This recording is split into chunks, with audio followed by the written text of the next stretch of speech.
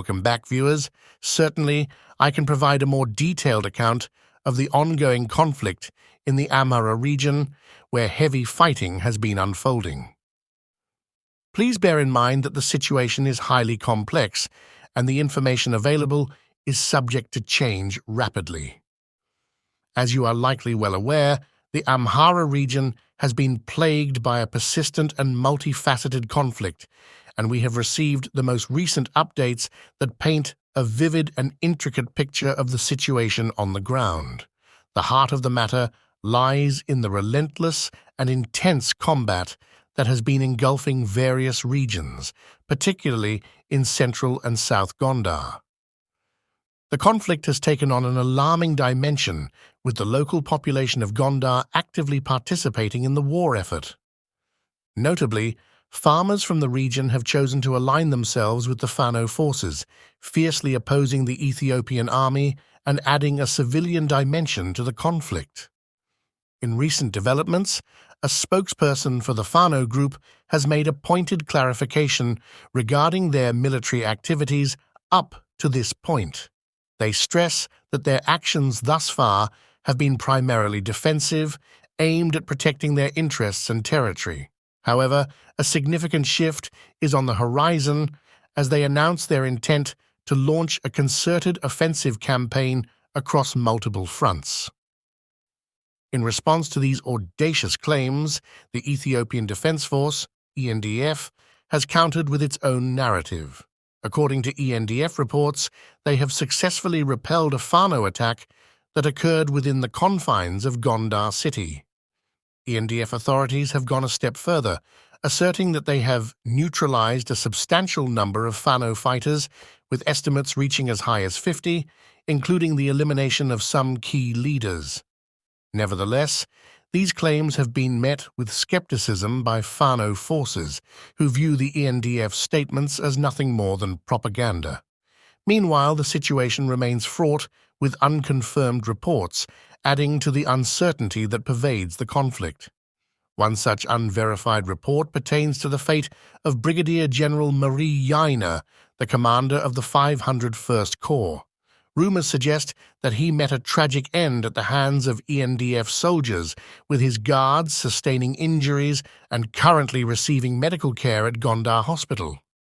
However, it's imperative to emphasize that, as of now, concrete and reliable information regarding this matter remains elusive. Furthermore, there are rumblings of intrigue surrounding the removal of Brigadier General Marie Yeine from his command post.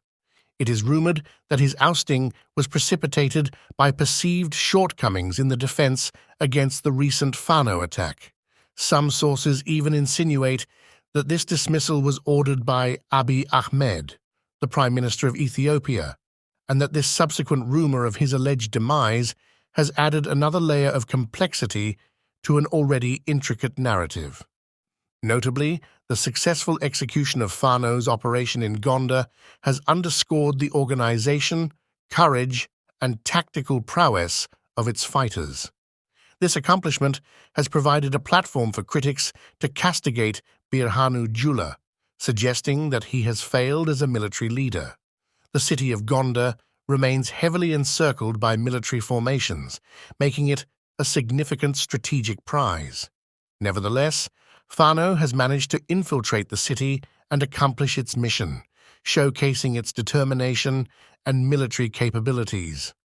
Reports continue to emerge, indicating that Fano forces maintain their positions in Gonder, successfully repelling repeated attempts by ENDF soldiers to regain control of the city over the course of the last 2 days.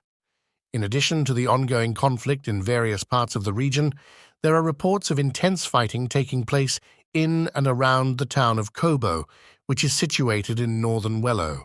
This area has become a focal point for hostilities, with both government and opposition forces heavily engaged in military operations. One particularly noteworthy development in this conflict is the reported use of drones by the Ethiopian National Defense Forces, ENDF, against the forces aligned with Fano.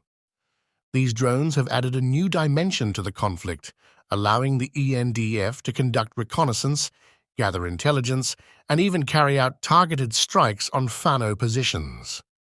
This technological advancement has altered the dynamics of the conflict and raises concerns about the evolving nature of warfare in the region. The situation in Kobo and the surrounding areas remains volatile, with reports of civilian displacement, casualties, and humanitarian concerns. The conflict has also had broader regional and international implications, with neighboring countries closely monitoring the situation and international organizations working to provide humanitarian assistance to those affected. If you find yourself in a war zone as an Amhara civilian, it's crucial to prioritize your safety at home. Here's a detailed guide to help you stay as safe as possible.